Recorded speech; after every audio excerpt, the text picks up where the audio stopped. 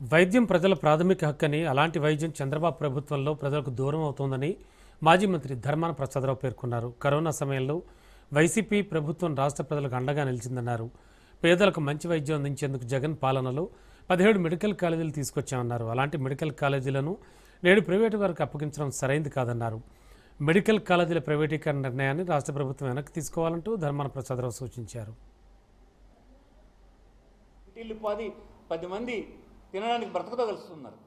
కానీ అందులో ఒక వ్యక్తికి ఆరోగ్యం బాగలేకపోతే 4 లక్షలు 5 లక్షలు బిల్లు వేసి ఇచ్చేస్తుంటే, కలెక్ట్ చేసేస్తుంటే, వాళ్ళ అమాయకత్వాన్ని దోపిడీ జరిగిపోతుంటే, కొద్దిమంది వ్యక్తులకి డబ్బంతా చేరిపోతూ ఉంటే మీరు చూసారా?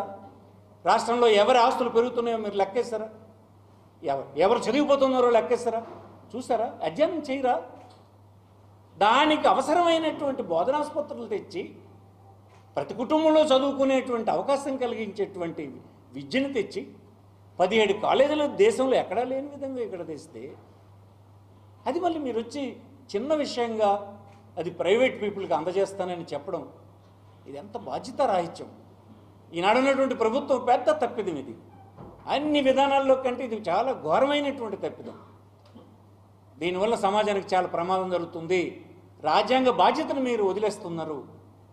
ఇది కరెక్ట్ కాదని వెంటనే మీ నిర్ణయాన్ని మీరు మార్చుకోవాలి.